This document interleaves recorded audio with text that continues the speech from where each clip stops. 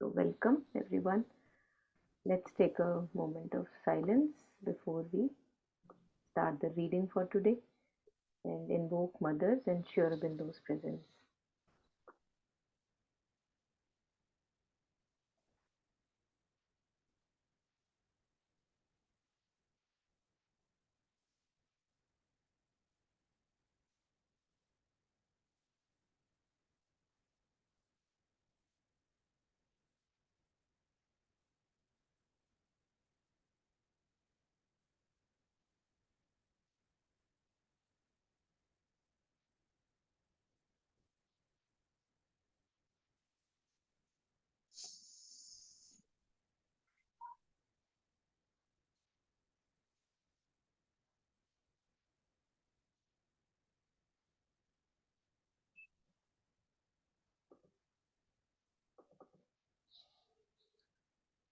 So, today we can take up a little further. The last time we were here, how he was sharing about smoking, and Sri Aurobindo shares that I also smoke, but smoking, not smoking, it doesn't make my mind restless and calm. My mind is calm even when I do not smoke. And this is usually the difference where we falter, that we develop a kind of a dependency, and our happiness and contentment begins to depend on that outer, either a friendship or a workplace or a job that we are doing, or maybe a kind of a lifestyle that we live. So our contentment begins to depend upon that outer thing, and that's where lies the difference. So that's why Mother says that never judge spiritual things, or never judge or take things for their appearance, because you may think that, oh, Sri Aurobindo, how can he smoke? But he's smoking, but the attitude is not what we have towards smoking. We get addicted to these things. We can get addicted to anything, but without addiction, things are possible. So we can't judge, and we can only take inspiration from here, that can we also have a calm within us, which is not dependent upon whether we do a certain thing or not do a certain thing, whether we get something in life or not get something in life. So that calm is within. Can we do that? Can we find that calm delight? Actually, Sri Aurobindo says at other place that there is a calm delight that we can find within ourselves. Usually our delight is full of a lot of excitement, and vibrations are there. We want to dance and talk it out, or speak it out, or express it out. We can't hold it. So our delight usually has a lot of aggression, I would say, like lots of vibrational impulses are there. But here there is a possibility that we can also have a calm, which is a calm delight. Oh, sorry, also have a delight or an ananda that is calm, that's not making us restless. We have more and more strength so that we can contain it and enjoy it at the same time. There, that is where we stopped last. So today we take it up. Maybe I was thinking, although this is about some experience which some of us may not really relate with, it's the experience of descent of conscious, descent of force and peace from above. So first we have an ascent. We want to transcend our lower nature, and we detach, and we are doing all kinds of things that can be helpful.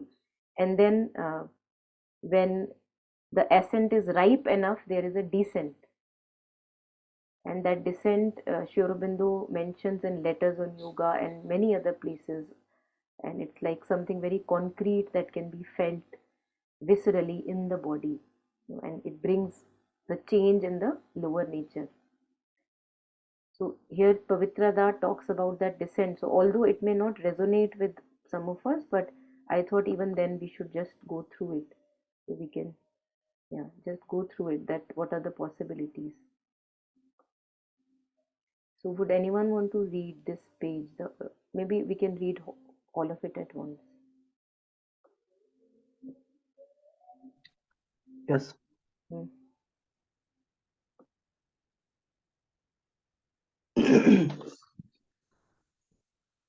Monday, May 3rd, 1926. Nothing new in my sadhana.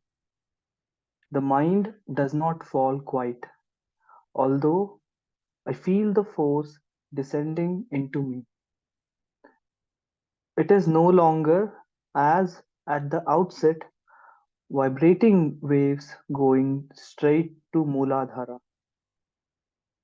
It is now a calmer force which flows gently and penetrates into me.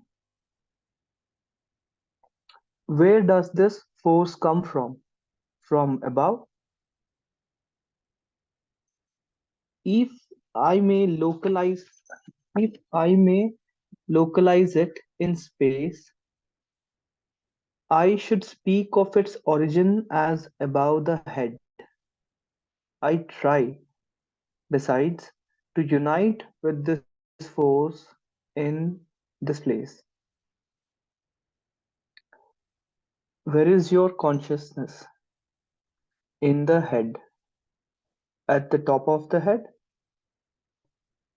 When I can engage myself and forget my body and sensations, my consciousness can be centered outside.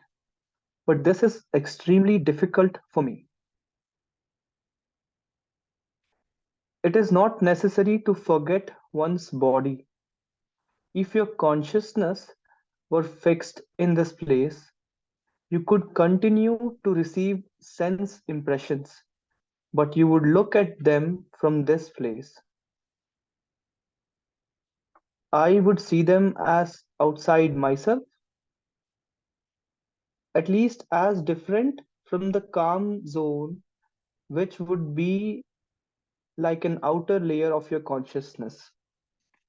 At present, I am identified rather with this outer layer, and I look at the inner calm layer, but I try to open myself as best I can to this force. Where is the difficulty? In the mind or in the physical? It is in the mind, but often a certain length of time is needed to obtain the first result. There is nothing for it but to persevere. But to persevere. In my efforts to bring about this separation, I give rise to movements in the nervous fluid, and thus I often have nervous neuralgia. It is not useful to make these efforts. It is rather through a calm will that this separation comes about. When one makes efforts, often headaches or other little disorders appear. The mind will not be always calm, but there will be one region perpetually peaceful, inaccessible to movements which reach only the outer part.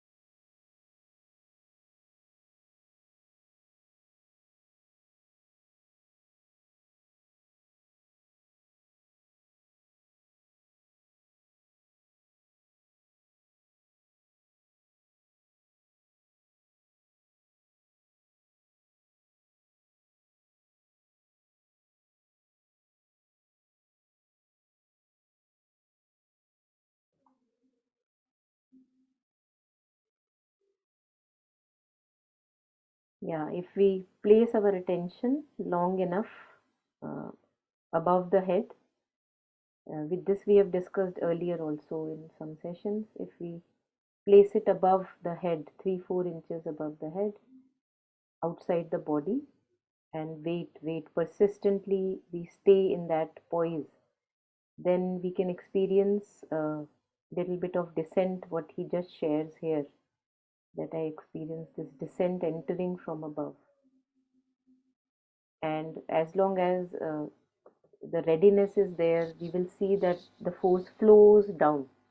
It may not go through all the chakras or throughout until the lowermost chakra, but as, so as many centers are open, one can experience actually the flow coming down. And actually, Sri Aurobindo shares that it is this descent which will be responsible for a complete transformation of lower nature and the physical also. So our work is to make the ascent and to continue dissociating from the lower nature, and what Sri Aurobindo shares here, again detaching, witnessing, not to participate in the lower movements. And then when we are experimenting with certain poise, like stationing above or within the heart, then we have such experiences which are part of the process and a necessary part of the process. That's what Sri Aurobindo writes throughout the letters that are compiled. Again, this is something very practical, and it's only we are reading so that we get inspiration to practice. Yeah, anything here? Anyone? It's like a new taste one can develop. Whenever we have empty pockets of time, one can, rather than being immersed in thoughts and ruminating, regurgitating about what happened today and what's happening, we can just kind of make it a good pastime. It's a nice pastime. Yes, Vishal? Yeah, hello. First of all, I just wanted to say namaste to everybody. Namaste. Calling from California, so it's a little bit early here. Mhm. But yeah, I just wanted to say, so this book is very beautiful, Pavitra da, but then he was a great jnani. So I think that was also partly because that was his sadhana.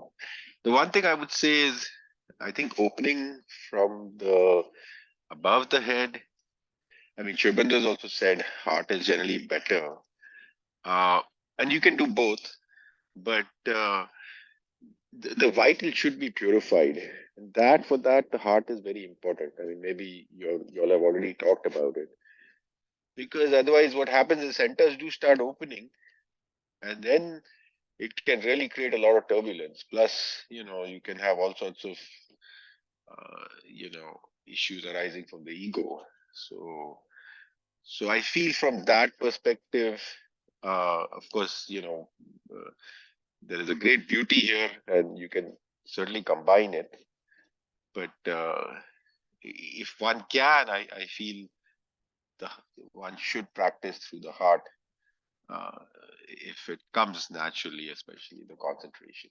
But certainly I agree. Obviously, it's this is. But then to me, he was such an advanced jnani that for him this came very naturally, right? I just wanted to mention that. Yeah, thank you so much. Yes, absolutely. Totally agree. And usually we have discussed it several times in other sessions and here also, that parallelly what you just shared has to be done if we are sincere about the practice. So deep in the heart, as Sri Aurobindo and Mother both suggest. But since we are reading this one, so we are just reflecting upon what is in front. Yeah, I did have one question when he says concentrate on the above the head, and then he talks about like uh the so the part about the force coming down, that part is okay, and as you said, it can you can feel it.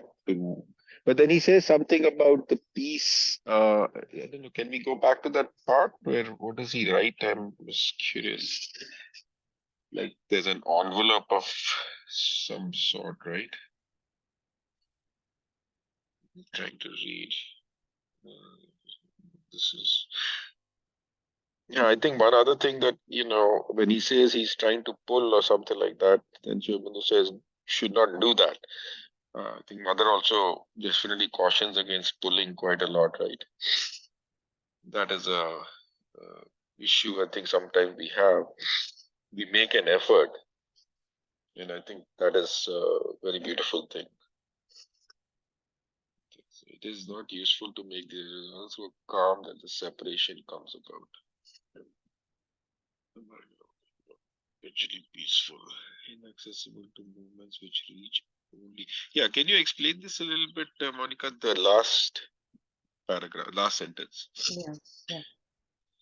So usually, let's go back to our worldly day-to-day life. All the time we are just wanting to be somebody. Just look at our relationships, look at our workplaces, what goes on in the mind. We are always striving to be somebody, at times to be respected, to have some name, to have some recognition. All the time we look very decent people, but we are actually living a life of a beggar. We are wanting all the time. And when we turn to spiritual path, mostly in the beginning, that tendency of wanting does not change. So here now, what am I wanting? Earlier, I was wanting fame, recognition from the worldly, whatever, things that were there. Now I am wanting spiritual experiences. So there is this effort, agitation of wanting to achieve something, so that we carry. We think that things have changed, but things have actually not changed in the beginning, especially. And not only in the beginning, when I say beginning, it can mean actually a lifetime. A beginning doesn't mean just few days or few years, because that would depend on what kind of a center I am operating from. So, most of us, and virtually all of us, usually have this problem that we we crave for that spiritual experience, or which we wanted from the external world when we were too worldly. Now we are not really too worldly, but in worldly in the sense that we still want. So when I'm wanting a certain experience, then as you were sharing yourself, that mother has advised not to pull. We will try to pull. We will try to have that feeling again, what we, glimpsed once, which was so beautiful, so beautiful. Oh my God, so many colors or whatever. Oh, what a beautiful experience. I want to have it again. So this is the problem of our limited little mind, that it, when in the worldly affairs, it wants to repeat again. See, if I have a good friendship or a good thing that I visited, and if I feel nice about it, what do we usually do? We want to repeat it again. That is how addictions develop. I want to repeat that again, I want to have that again. Why? Because I don't have any connection with my inherent calm delight. I don't know how to access it. So in the meantime, I want some delight, something that tells me that yes, yes, something happened. So that still we carry on, and here now I crave for whatever little experience I get in the spiritual field also. And that's why we see in Letters on Yoga that Mother and Sri Aurobindo never, I have not seen a letter where, maybe there are, I don't know, people would know better, but I have not seen any letter where Sri Aurobindo and Mother have encouraged uh, sadhaks who have written letters to go up, run after those experiences. They have always focused on making our inner attitude more pure, and making ourselves more sincere in the work that we are doing, our interactions with people. And they have not encouraged to have a kind of a running about for those experiences.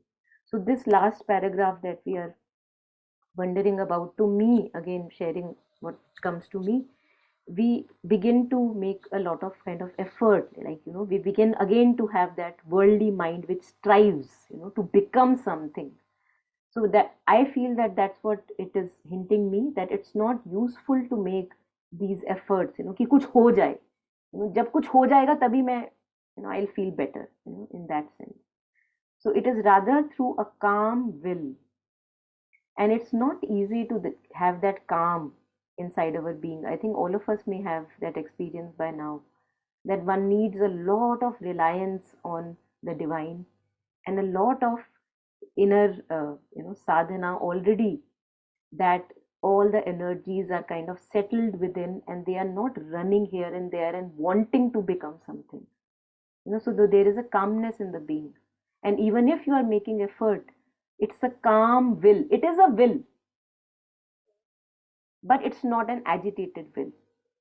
Yes, it wants to do something, but it's not wanting to achieve something. So that's where the difference comes, where mother shares the difference between aspiration and desire. Desire always has a very intense vibration if we can feel it. Aspiration is very persevering in nature. It is very persistent and yet very stable and has a certitude. I think that certitude, knowing that whatever experience is necessary for me, mother will give me that experience. So that total reliance, I think that gives us a lot of stability within. That mother will give me whatever experience is required. So I would not be agitated in my efforts. There would be a certitude, calm certitude, and yet there will be a will, which is again the climbing up is there. So a calm will, that this separation comes about when one makes efforts. I think some of us may have experienced this if we have tried. When one makes efforts, often headaches or other little disorders appear.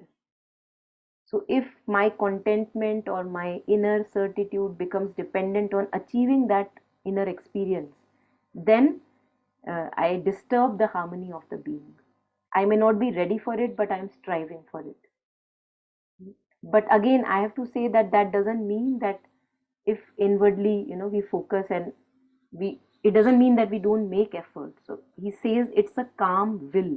Wherever there is a will, there is a kind of a going forward. So we are going forward.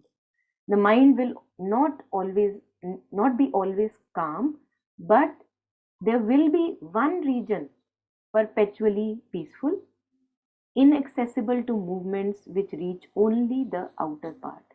So ऐसा नहीं है कि we are just now thoughtless and there is complete silence in the being if we are practicing. No, no. For a long time that would not happen, he says.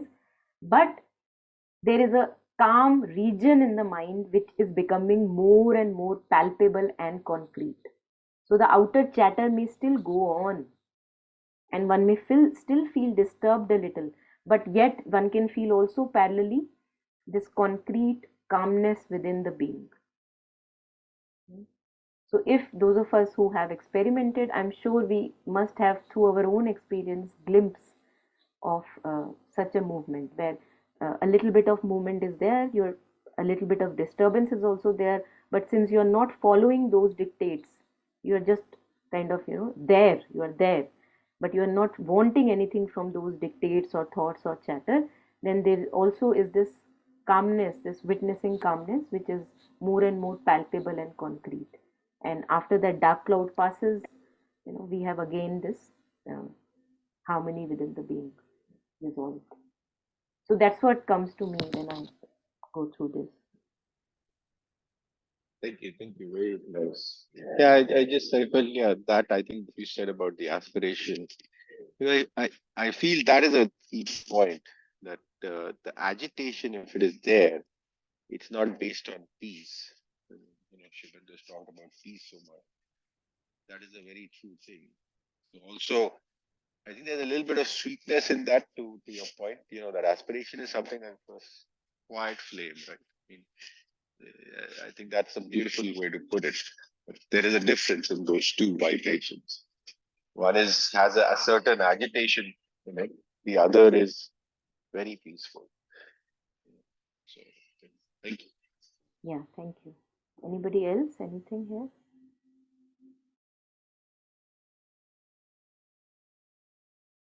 So now we know how to create a headache if we want.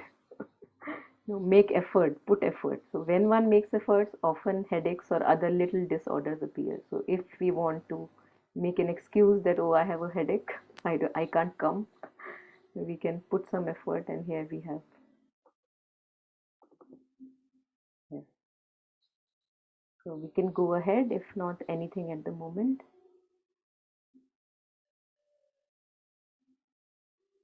Yeah, so I thought it's a very long question, and but still it's about some inner experience, and I thought it would be nice to just go through it. Yeah. So if anyone wants to read, please go ahead.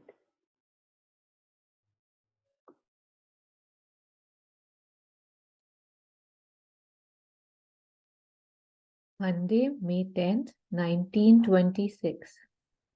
Not much change. My mind seems to be more and more outside myself, and I can look at its activities unmoved. It seeks to profit by everything, to cling to its old way of feeling and acting, but even its sudden starts do not disturb me any longer as they used to do formerly. To get this calm, which rests on the perception of the immutable Purusha, is the beginning of realization. Some days ago, I had an experience during the night. I woke up about half an hour after midnight, and while coming back into my physical consciousness, the memory was transformed into a dream. Here it is. I was driving a car on a great wide road. In the car, several people, among others, mother and ex.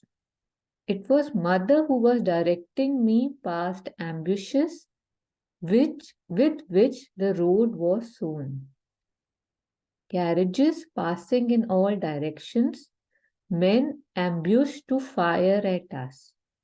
Take care of this, look out there, she was saying. I had a revolver within my reach. It seems to me that this symbolizes a passage through hostile forces. In this passage, I remember that at one moment, X said, looking at me, "He's drowning, he's drowning." Immediately, I perceived that I was being dragged away by these forces. At once, I called the divine force which descended through the Sahasra right down to the two lower chakras. With the help of this force, I pushed back the hostile forces and set myself afloat again. A little later, I woke up. But for some time, I was aware that the hostile forces were trying to force the wall, and I pushed them back in the same way. The two lower centers were vibrating rapidly. Carriages, horses, and other symbols of movement indicate progress in occult evolution. This is a symbol of the vital plane. Does the fact that I woke up mean that I was not able to sustain the effort? Not at all. If you had not awakened, you would probably not have kept any remembrance of this. Quite true. Then I passed on to another subject. The evening talks on science and occultism interest me extremely. That was for long one of my ideals, to work for the union between science and occultism. But a moment came when I had to give up my ideals as all the rest to the Lord of Yoga. But it is possible a time may come when once again I could work at it.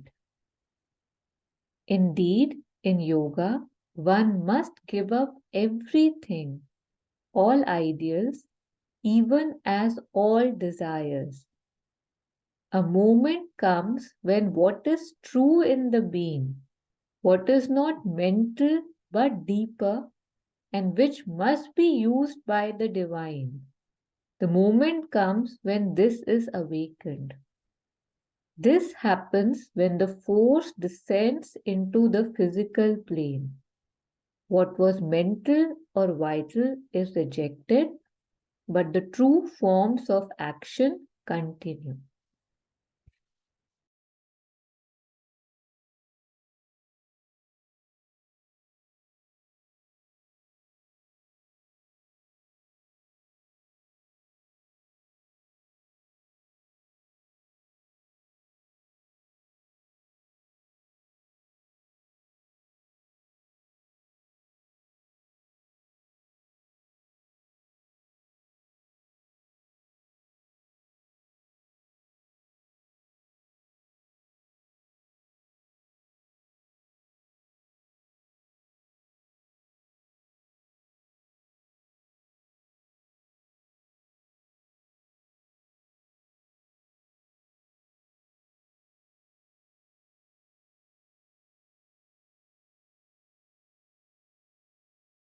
Yeah, anything here? Anyone?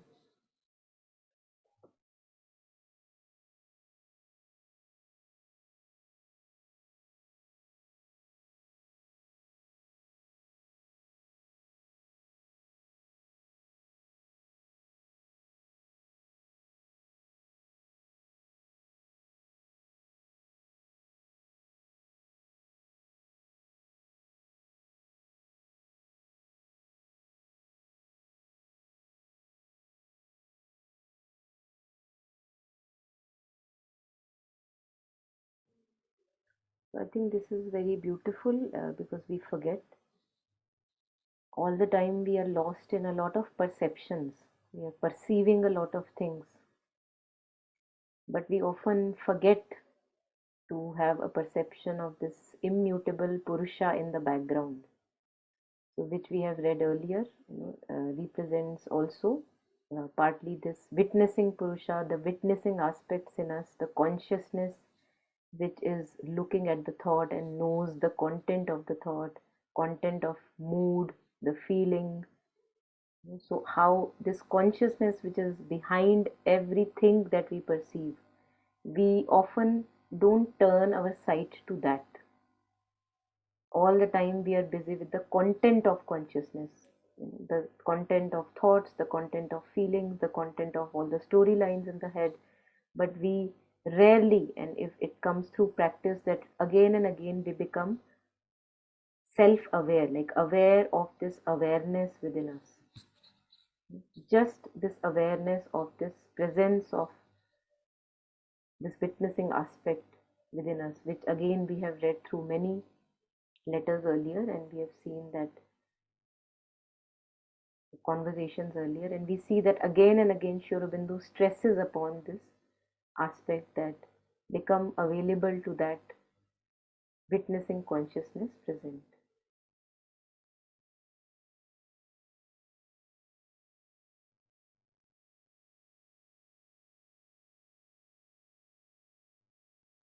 This, and also I think this was also very beautiful and practically relevant for us, that indeed in yoga one must give up everything, all ideals, even as all desires. So, as we were taking up the earlier paragraph, where there is a desire to have a certain spiritual experience or an opening of a chakra or whatever, so all those in this yoga have to be put at the feet of mother in Sri Aurobindo, and to have that total faith and surrender and certitude, and even growing surrender, because it can't be just completely total at once. In one moment it's total and in another it's gone usually. So uh, knowing that whatever is necessary for our growth will be provided.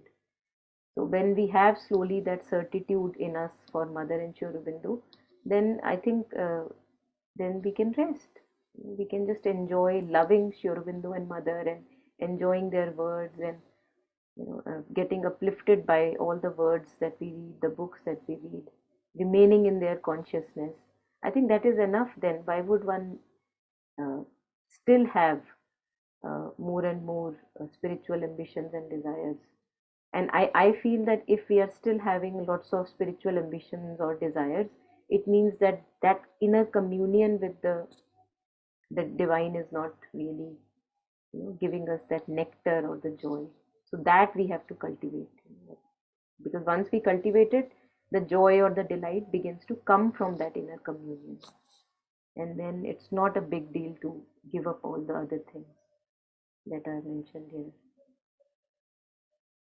And also at times we are thinking that, oh, I am good at that, I must be doing this because I am good at that. So here things are not seen through that way, that if you are good at something then you will be given that kind of work. No, so we see in many stories of different sadhaks that they may be good at something else, but they were given some other task in the ashram. So because mother knew what is serving well for their progress, so to give up even that expectation that I know better for myself, not expectation, actually a belief that we have.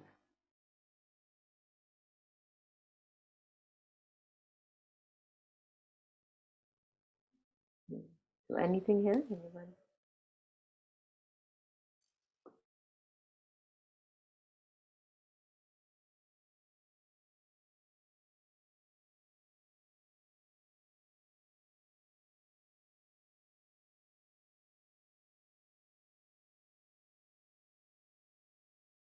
Okay, so I'm assuming nothing, then we can take a little bit ahead.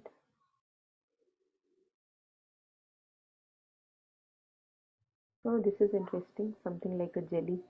Yeah, we can read this one. If anyone wants to read, please go ahead.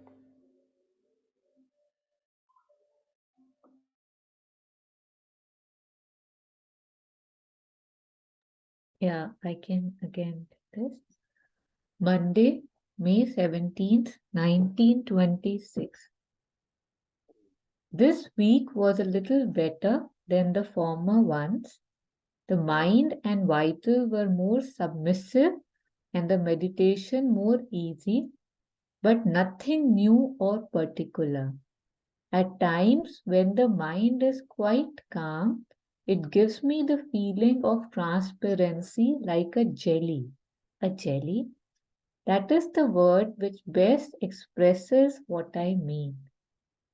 Does the mind remain immobile of itself without your putting pressure on it? No, not yet. But there is, however, an automatic inner movement which puts me as observer before my mind. This calm is necessary before calling down something higher so as not to be disturbed by the invasion of thoughts.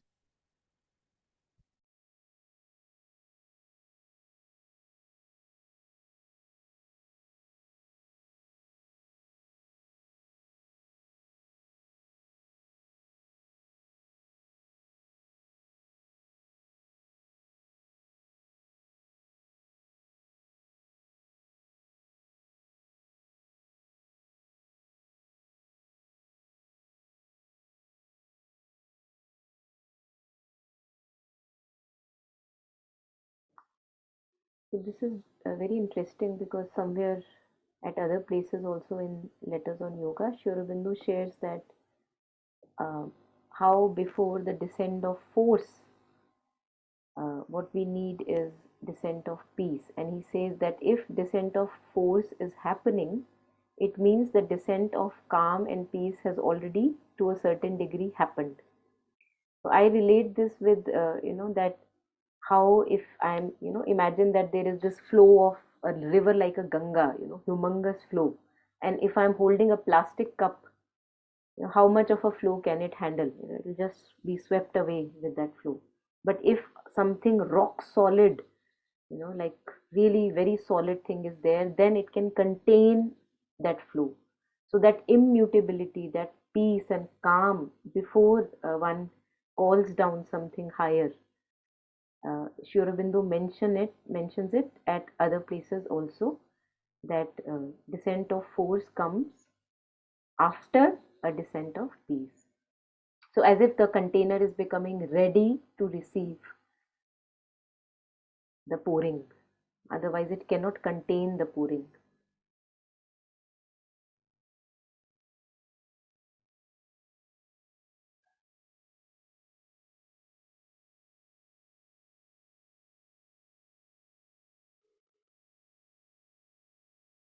And I think that is one of the reasons also that again and again we see Mother and Sri Aurobindo talk about the necessity. Also in Savitri, we see that the necessity of relatively quietening down the mind or silencing to a relative degree, to whatever degree. Not that we have to stop the thoughts. If one is called for it, of course, one can do that also. But just to be clear of this unnecessary chatter that goes on in our head and how much precious we think it is. So if we continue to have that garbage in our mind, there is hardly any space for anything beautiful that wants to come down. So yeah, this comes again and again at various places in Savitri, in Letters on Yoga, and at other places also, that the necessity of this silence in the being, the silence in the mind, quietude in the mind, stillness in the mind. And again, a very famous quote that we see again and again by Sri Aurobindo, that there is nothing that mind can do that cannot be done better in mind's immobility and thought-free stillness. तो अगर श्री अरबिंदो ने बोला है तो कुछ तो सत्य होगा इसके अंदर जो हमको ट्राई करके देखना चाहिए. But yeah, we just have to I don't know, we just have too much belief in our thoughts. So it takes time and a lot of experiences that we come to a point that we begin to experiment the aspect of stillness and immobility, the thought free stillness and immobility. That's what he says.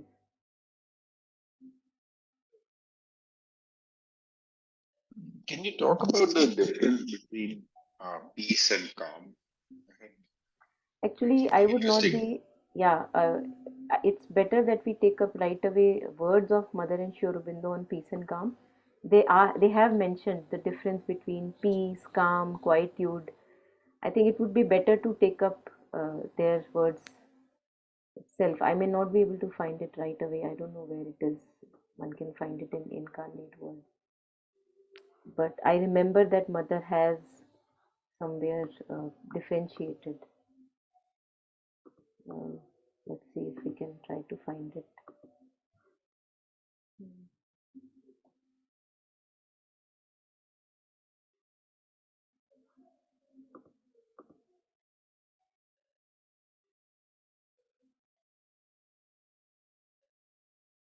Yeah, got it. Oh, beautiful. Wasn't expecting that I'll get it. Yeah, so yes. Yeah, Vishalji, would you like to maybe read it out for all of us? Sure. I'm on my phone, so it's a little difficult, Can you sorry, but read? that's okay. Yeah, I can read. It's just a Just a little bit second, more I'll just. challenging. If it's a problem, then somebody else can read. No, I can read. It's okay. Okay. Yeah. Hopefully you can hear me okay. Yes, yes, Uh, please go ahead. the words peace, calm, quiet, silence have each their own shade of meaning, but it is not easy to define them. Peace is Shanti, calm is Stharta, quiet is Achanchalta, silence is what is that? Nischala Nirvata. Hopefully I pronounced that right. Quiet is a condition in which there is no restlessness or disturbance. Calm is a still, unmoved condition which no disturbance can affect. It is a less negative condition than quiet. Peace is still more positive condition. It carries with it a sense of settled and harmonious rest and deliverance.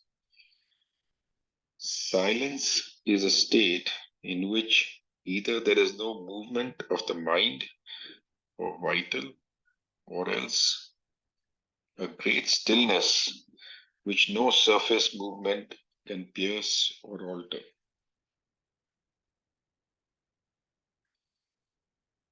Yeah, thank you. So, Thank you, yeah, for finding that. yeah, it's very interesting and how they share that they have own shade of meaning, but it is not easy to define them because it's like, just like kind of intermingled with each other also one can feel at times. So one may not be able to sense, oh, is this quiet, is this peace, and in that process we may actually become more restless and lose all the little bit of peace or quiet we had. So yeah, we don't know what's working well, but I think it's very good to read these subtle differences. Yeah. So peace is more positive. Okay, I remember something reading vaguely about this earlier, but and I think you said for that, for the base to be established, peace should be somewhat settled, right? Mm, I think you said mm, that earlier. yeah, yeah, Good. yeah, Silence is, of course, very the highest, right? In a way. yeah.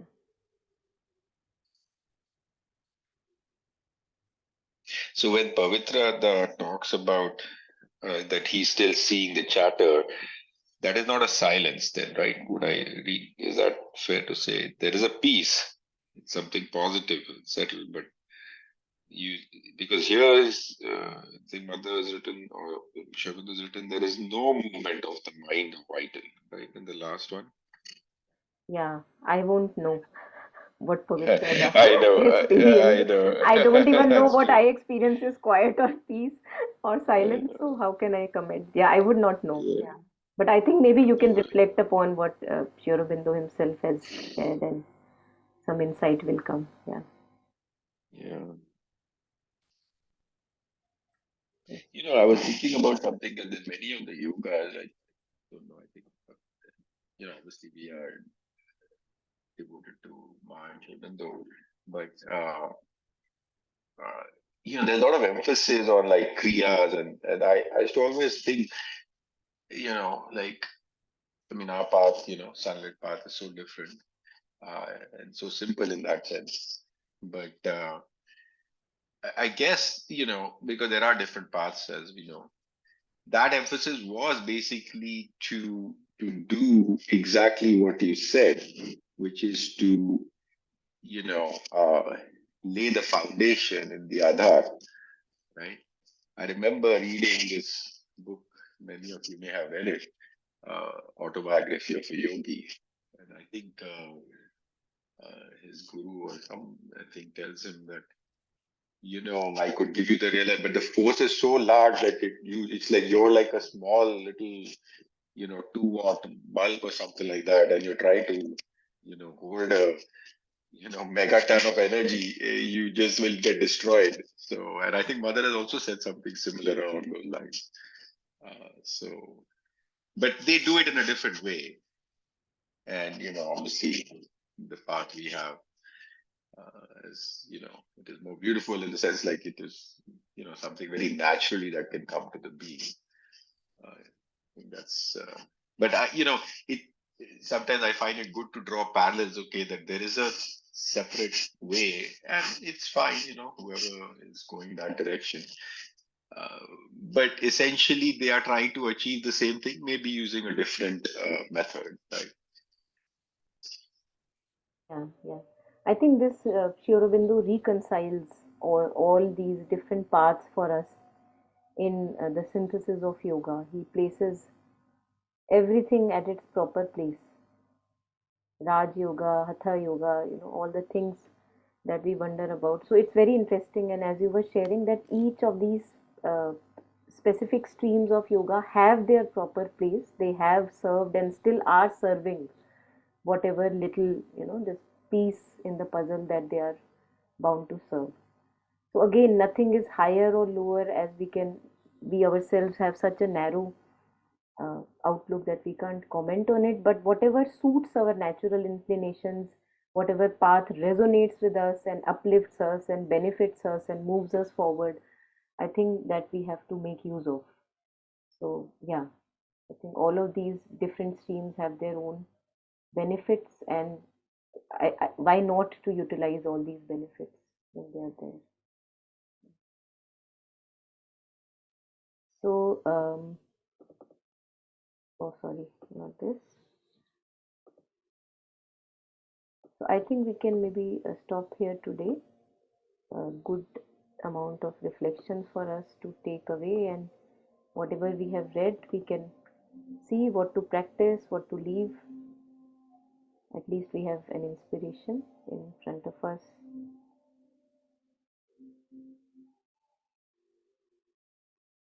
Yeah, so I feel that we can stop here. So if there are any last comments, we can take as we stop here today.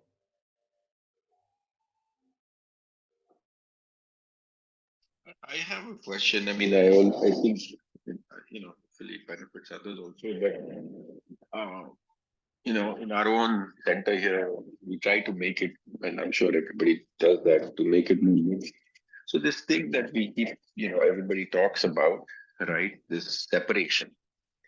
Now we see during our day, there are times that, one has the witness, and then, I don't know, and then, you get engaged, and then, you completely lose it at times. And then obviously there are moments sometimes of almost unconsciousness, right? Like where you're so totally, oh my God. So is it just a process? And that's when you kind of make mistakes. So is it just time that basically is required to, I mean, how to bring that awareness into a greater portion of the day? That's my question. Yeah, thank you so You know, much. I how think that is very, very relevant. Yeah, please continue. You were continuing. No, that's because personally, and like I said, I mean, I mean, anybody who's practicing this yoga, it's like you try and do that, and there are times you do it, it's very nice, and then you're like, okay, what happened here, right? Hmm. So it's just like you're like, why did I? I'm sure everybody can relate to it. So Yes, definitely, most definitely. I think as we read in Savitri, as we read with other masters, mystics, with Kabir Das ji, we see that it is a process, as you shared yourself, and it is a very, very long process. And Kabir ji would say to a sadhak, "Dheere dheere re mana, dheere sab kuch hoye." So I go to an instrument instructor one day and I say that, oh, this is the new instrument I want to learn, and he tells me some little lessons. And after 1 week, I go to him and I say that, oh, I'm not progressing. I still can't play effortlessly. So he would say, excuse me, give some time, give some years, give some lifetimes to it, so that you become better and better and better. So I think whatever we practice, if we practice unconsciousness, we become better at it. If we practice now that we know through all these beautiful words that we can become conscious, and as you said, that not only few moments, but we can become conscious throughout. So slowly with practice, only with practice, there is no other possibility without practice right now in this design of creation. And that is why our consciousness, this witnessing aspect, that is why we are human beings, that is why human birth is so precious, because we have been given this witnessing aspect, and we have been given this ability to consciously disentangle whenever we want. We may slip 10,000 times, but whenever we want, we can come back to that being aware again. That, oh, I got lost. Fine, it's okay. And that is why there is one full canto dedicated to pain in suffering in Savitri.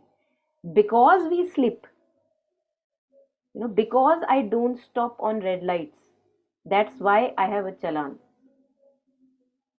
So it's just it is very natural for all of us to again and again slip into those slippery slopes.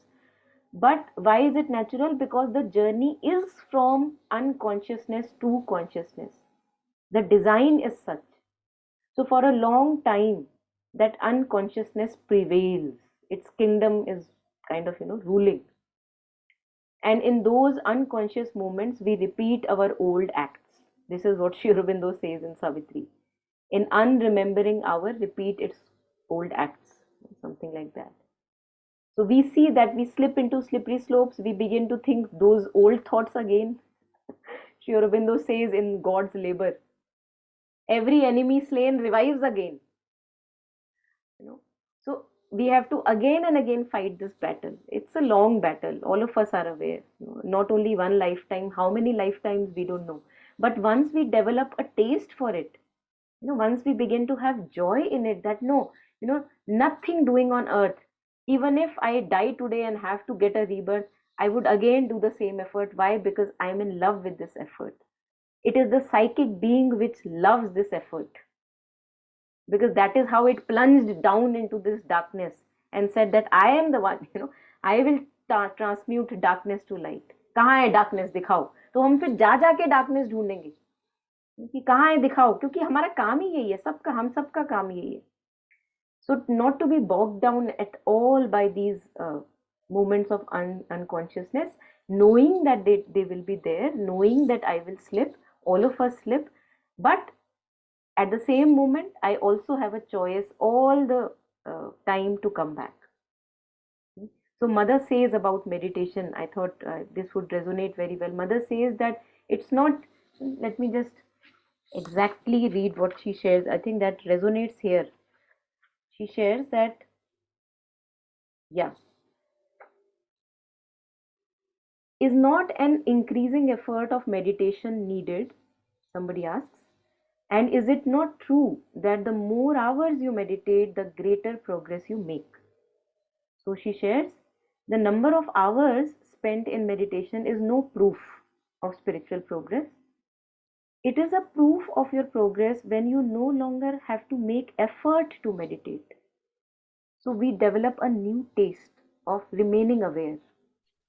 That's a new taste that we are developing. And then she shares, then you rather have to make an effort to stop meditating.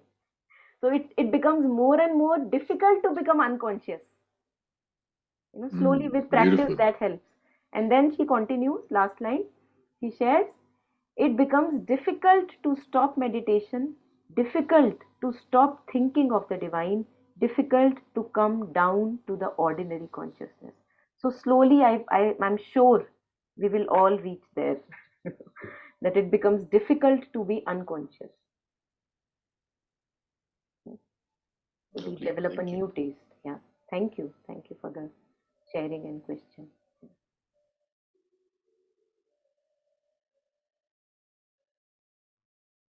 Any last comments before we end?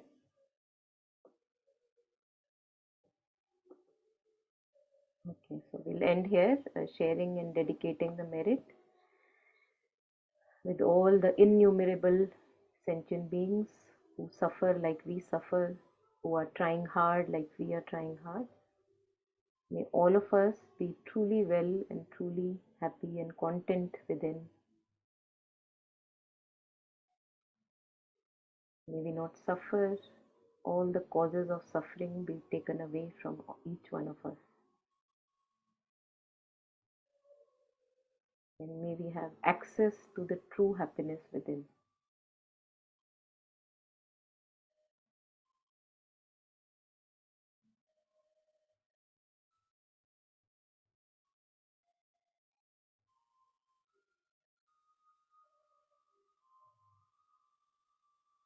Thank you. Thank you, everyone. Thank you, Monica. Thank you, everyone. Thank you. Thank you, everyone.